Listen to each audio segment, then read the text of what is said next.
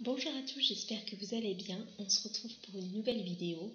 Donc actuellement je suis dans ma première grossesse, je suis à mon 5e mois de grossesse au début. Donc j'avais envie de partager mon expérience avec des femmes qui sont peut-être enceintes actuellement, qui veulent l'être. Et j'ai choisi le plus simple, c'est-à-dire de vous parler du début de mon premier trimestre jusqu'à aujourd'hui où je suis donc dans mon 2e trimestre. Donc comment j'ai su que j'étais enceinte? J'ai fait un test de grossesse tout simplement, Clear Blue, où j'ai su que j'étais enceinte de 2-3 semaines. Il faut savoir que je suis assez bien réglée.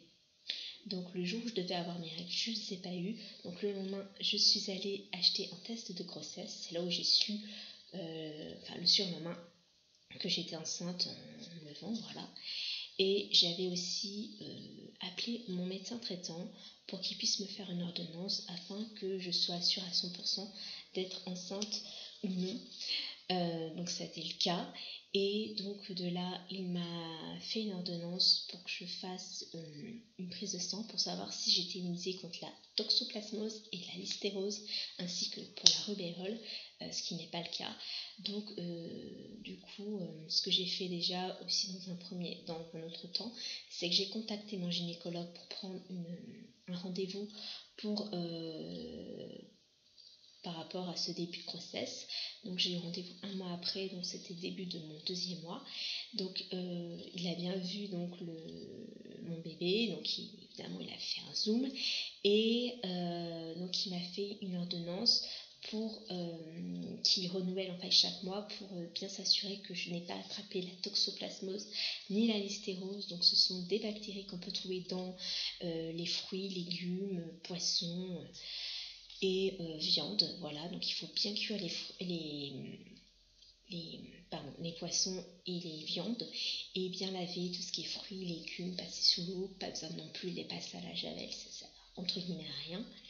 Et tous les mois donc vous avez certaines prises de sang en plus, des choses en plus à contrôler et aussi des tests urinaires à partir du 4e mois.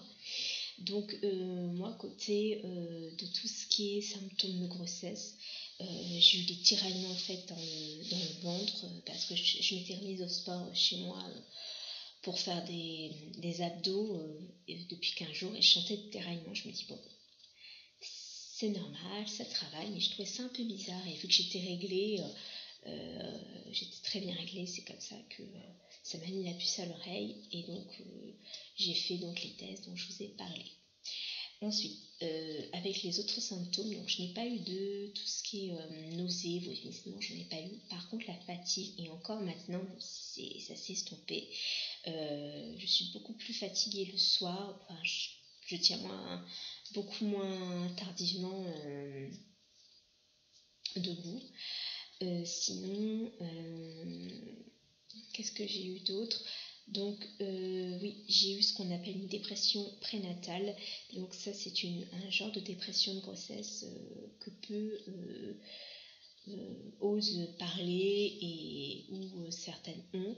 Et en fait c'est tout simplement l'inverse, une dépression postpartum, c'est-à-dire qu'on se pose beaucoup de questions sur le fait que on va avoir une responsabilité en plus, si on est vraiment prête à être mère, on pense même à l'avortement, c'est des choses vraiment des idées noires. Il ne faut pas hésiter à en parler pour se faire aider. Moi je sais que c'est passé après un mois de grossesse, mais ça durait, quand j'ai commencé à avoir ça a duré 15 jours, donc ça commence à être un petit peu long quand même. Sinon bien sûr j'ai arrêté tout ce qui est sport, même si je continue à beaucoup marcher tous les jours.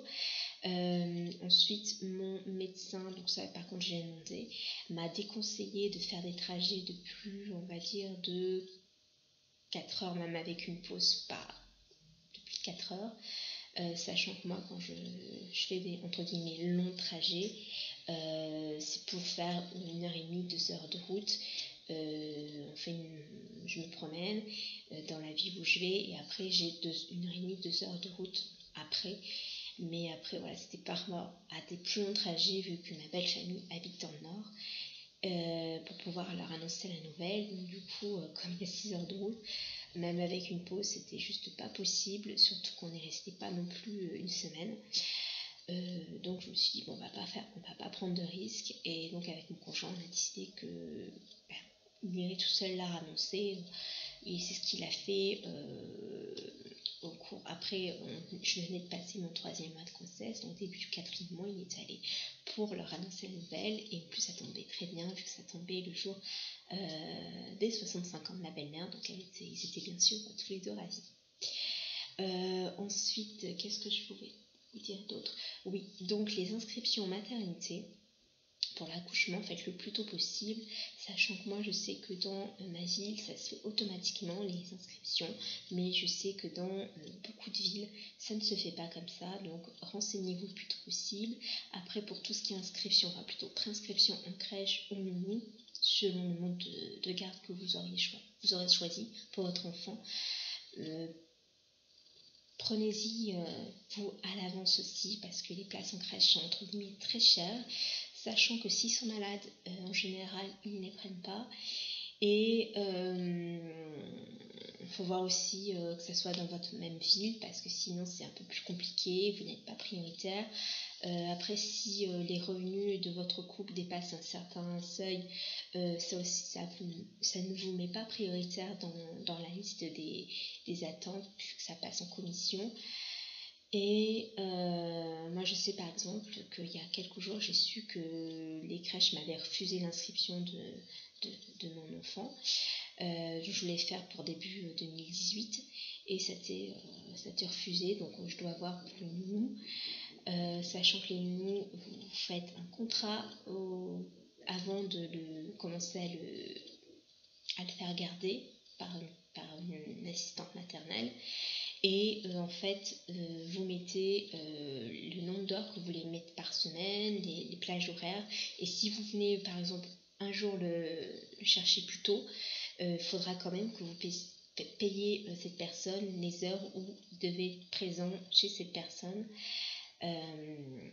Ainsi que vous devez aussi leur payer des congés payés, donc faites attention. Aussi on m'a conseillé d'aller voir plusieurs personnes, d'essayer de demander des conseils, des personnes qui faisaient garder leurs enfants chez telle et telle personne, d'appeler, prendre rendez-vous pour voir comment s'organise cette personne, si c'est propre, si c'est bien tenu, comment ça se passe avec les autres enfants, dans quelles conditions dorment les petits, plein de choses. Ne laissez pas votre enfant comme ça, quelqu'un que vous ne connaissez pas. Après vous faites ce que vous voulez, mais c'est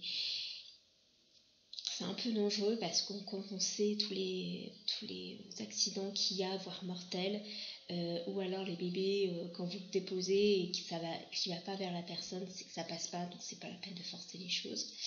On dit que c'est un peu plus cher qu'en crèche, mais ça dépend en fait, ça dépend aussi de vos revenus, si c'est calculé par rapport aux revenus des personnes. Donc voilà. Ensuite, qu'est-ce que je peux vous dire d'autre? Oui, jusqu'à présent j'ai pris 3 bons kilos, ce qui est normal, sachant que les gynécologues vous conseillent de ne pas prendre plus d'1,5 kg par mois. Et sachant qu'à partir du 5e mois, vous commencez à prendre plus. Il y a des personnes qui prennent plus tôt, qu'elles attendent leur premier enfant, ou que ça soit leur 3e, je sais pas, ou leur 2e. Donc voilà, après vous allez avoir durant les premiers mois un rendez-vous mis en place avec une sage-femme pour un rendez-vous prénatal. Donc n'hésitez pas à lui poser toutes les questions que vous voudrez, même celles que vous pensez bêtes. Il n'y a pas de questions bêtes. Moi je sais que j'ai mon rendez-vous pour demain, et après je pense que se mettront en place les rendez-vous de préparation à l'accouchement. Il y en a 4, et donc c'est tout pris en charge normalement, sauf si vous voulez en faire plus. Tout ce qui est je sais plus, je sais qu'il y a une méthode qui se fait pour pouvoir sentir son enfant, placer les mains avec le papa sur le ventre pour qu'il puisse le sentir, le reconnaître, suivre le mouvement où se placent les mains. Je sais plus, je vous retrouverai le nom, je vous le mettrai en barre d'infos. Voilà, sinon au 3e mois, donc vous avez une échographie donc, du 3e mois.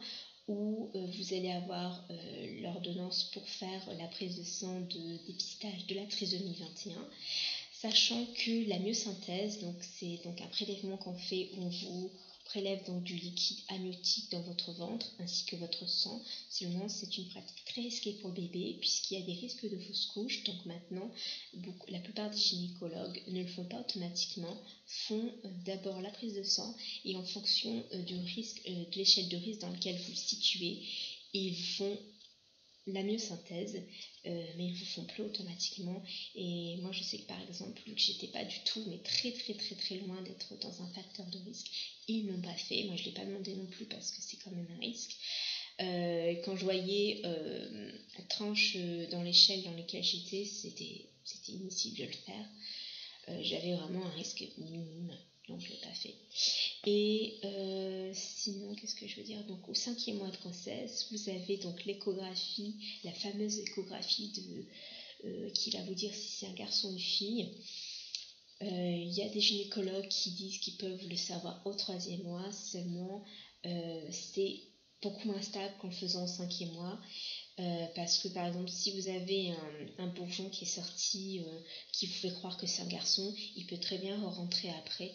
Donc c'est pour ça que la plupart des gynécologues préfèrent le faire au 5e mois pour être entre guillemets plus sûr que les résultats soient plus stables. Et qu'est-ce que je vais dire? Donc après, vous avez d'autres échographies, donc une fois par trimestre. Et vous avez donc, comme je vous ai dit au premier trimestre, quand vous allez voir le gynécologue après avoir fait votre prise de sang ou votre test urinaire de grossesse, vous allez avoir une échographie donc, de datation qui va vous dire à peu près, à quelques jours près de quand date le bébé, quand est-ce qu'il a été conçu, et après donc ils vous placent en fait quand vous devriez accoucher. Donc moi je sais que mon médecin traitant m'a dit fin septembre et mon gynécologue m'a dit première semaine d'octobre. Donc je pense que ça va trancher entre soit fin septembre sûrement, soit début octobre. Après je verrai bien, voilà. Est-ce que je veux la péridurale? Je pense que beaucoup se poseront la question, la réponse est oui. Certains ont peur, je pense, le fait d'être paralysé au niveau du dos. Maintenant ça se passe très bien quand même. On verra bien comment ça se passe. De toute façon je vais poser beaucoup de questions à la sage-femme que je verrai demain. Il me semble que les césariennes ils peuvent vous le dire vraiment vers la fin par rapport à comment placer votre bébé. Bon, ça aussi je vais voir, je vous dirai aussi par rapport à ce qu'on m'a dit. Sinon, je sais que y a des personnes qui veulent soit être suivies que par leur gynécologue, soit par une sage-femme. Moi, pour l'instant, le fait d'être suivie par mon gynécologue et une sage-femme, ça me convient parfaitement. Le sage-femme va plus être, je pense, dans le rapport, la sensibilité, le côté humain, et le gynécologue plus dans le côté médical. J'aime bien avoir les deux parce que chacun a quand même un métier bien distinct. Donc je pense que c'est quand même important de garder un suivi gynécologique tout au long de votre grossesse. Après, c'est mon choix, vous faites ce que vous voulez pour vous. Bon. Bien, voilà, donc cette vidéo est terminée, j'espère qu'elle vous a plu. N'hésitez pas à mettre un petit pouce en l'air, voilà, un petit like, ça fait toujours plaisir, et de vous abonner à ma chaîne en n'oubliant pas d'activer les notifications pour voir mes nouvelles vidéos. N'hésitez pas également à mettre en commentaire ce que vous avez pensé de ma vidéo, de partager entre vous, d'échanger. Et de me dire également le genre de vidéo que vous voudriez voir. Ça me permettrait aussi, par rapport déjà aux idées que j'ai, de faire des vidéos qui vous plairont. Sur ce, je vous souhaite une bonne journée, une bonne soirée, selon le moment où vous verrez cette vidéo. Je vous fais de gros bisous et je vous dis à bientôt.